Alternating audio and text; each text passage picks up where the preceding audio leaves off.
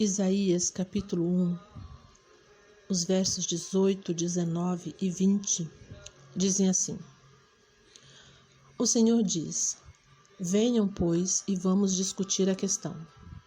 Ainda que os pecados de vocês sejam como a escarlate, eles se tornarão brancos como a neve. Ainda que sejam vermelhos como o carmesim, eles se tornarão como a lã. Se estiverem dispostos e me ouvirem, vocês comerão o melhor desta terra. Mas, se recusarem e forem rebeldes, vocês serão devorados pela espada, porque a boca do Senhor o disse.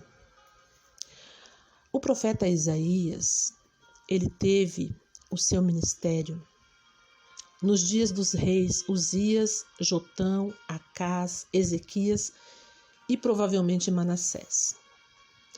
Isaías foi um homem levantado por Deus para transmitir a sua palavra. E a palavra de Deus a essa nação, que se encontrava num estado de pecado abominável ao Senhor, cujo culto era tão hipócrita ao ponto de Deus desviar os olhos, tamanha incoerência do que eles faziam com o que eles estavam ali diante de Deus, prestando culto ao Senhor. Mas mesmo diante de todo esse quadro, Deus usa o profeta para fazer um convite da sua graça. Ele diz: venham, vamos discutir a questão. Vamos colocar agora na mesa tudo o que precisamos. Olhem para a situação de vocês, olhem para mim, para a minha santidade, e vamos discutir tudo isso. E ele traz duas opções. Se vocês estiverem dispostos e ouvirem, vocês comerão o melhor desta terra. Mas, se vocês recusarem e forem rebeldes, vocês serão devorados pela espada. Ainda que toda essa situação de vocês sejam como a escarlate e o carmesim, produtos que uma vez caídos num tecido, manchavam ao ponto de não sair mais aquela mancha. E as pessoas às quais Isaías estava falando, elas sabiam muito bem disso. Elas conheciam esses materiais e elas sabiam do que o profeta estava falando, a comparação que ele estava fazendo. Então Deus usa desta metáfora para dizer que ainda que estejam assim, eles vão se tornar brancos como a neve. E quem conhece a neve sabe que diante do sol, aquela imagem ofusca os olhos, de tão branca, de tão límpida. E Deus então usa desses dois exemplos, neve e lã, para dizer como se tornariam a vida deles uma vez que eles optassem por uma das duas escolhas que Deus estava propondo. E nós vemos também vários relatos bíblicos de escolhas, de pessoas que se encontraram diante de situações onde elas precisavam optar por A ou B, e assim fizeram. O primeiro exemplo que eu quero trazer para vocês de uma má escolha é o exemplo de Eva e seu marido Adão. O relato deles está lá em Gênesis capítulo 3. Eva escolhe comer o fruto que não era permitido. Ela oferece ao seu esposo. Ele se encontra diante da oportunidade de dizer sim ou não, mas ele também come, ele faz a sua escolha. E com essa atitude desse casal, o pecado entrou no mundo. E a consequência é que uma vez que eles pecaram, todos pecaram. E carentes estão da graça de Deus. Conforme o apóstolo Paulo fala em Romanos capítulo 3. Um outro exemplo de uma má escolha está tanto em Mateus como em Marcos e Lucas, a história do jovem rico. O jovem rico, ele tinha diante dele, numa conversa que ele estava tendo com Jesus, a oportunidade de escolher o reino de Deus ou a sua riqueza. E ele escolheu a sua riqueza e não entrou no reino de Deus. Mais um exemplo de pessoas que fizeram escolhas erradas está em Atos capítulo 5, a história de Ananias e Safira. Eles escolheram enganar os apóstolos e perderam com isso as próprias vidas. A ação astuta de Satanás, os desejos da nossa carne e o engano, evidenciados nesses casos que eu trouxe, desembocam em escolhas erradas que afastam o homem de Deus. Pessoas que estiveram diante, como eu disse, de situações aonde elas poderiam escolher, e elas escolheram. Porém, as escolhas delas tiveram consequências não somente para elas, mas para com as outras pessoas. Mas também a Bíblia traz exemplos de pessoas que, diante de situações de escolha, optaram pelas melhores, pelas certas, pelas corretas. O primeiro exemplo que eu quero trazer é de Esther, a rainha judia.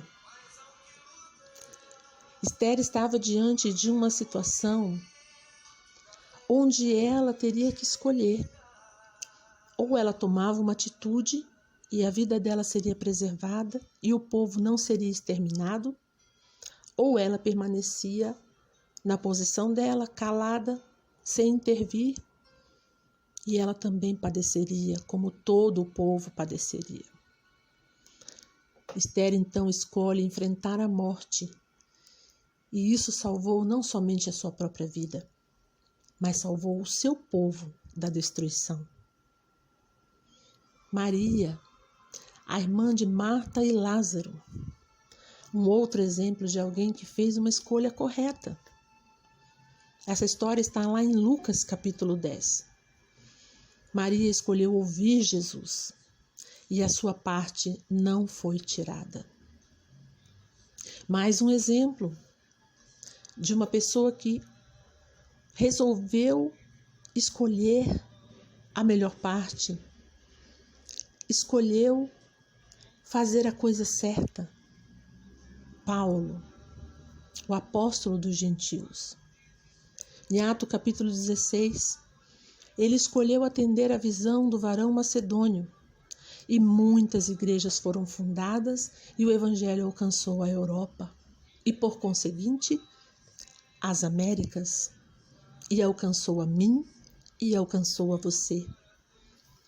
Esses exemplos demonstram que aqueles que escolhem o que é certo, eles agradam a Deus e experimentam a verdadeira bênção de Deus. E você? Como têm sido as suas escolhas? Quais são as suas escolhas? Como você está se comportando diante de situações que requerem de você uma escolha? Será que diante dessa situação você escolhe algo que lhe é conivente?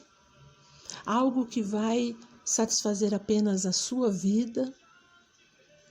Ou você escolhe aquilo que é verdadeiramente moral e ético e que, mesmo lhe trazendo algum prejuízo, ele vai resultar em bênção, em bondade para as pessoas que estão à sua volta e glória para Deus?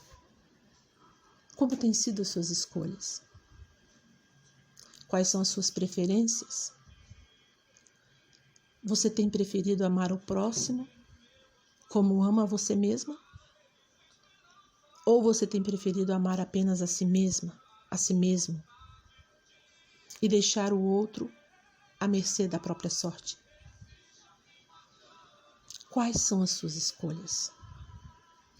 Eu te convido agora, venha, vamos discutir a questão. Se eu e você estivermos dispostos a ouvirmos a Deus, nós comeremos o melhor desta terra. Claro que isto é uma metáfora. Comer o melhor quer dizer usufruir daquilo que satisfaz a Deus e que nos satisfaz. Usufruir de coisas maravilhosas que Deus tem preparado para mim e para você.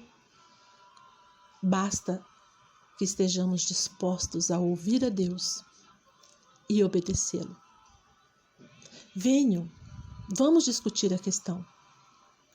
Se vocês e eu recusarmos, se formos rebeldes, seremos devorados pela espada.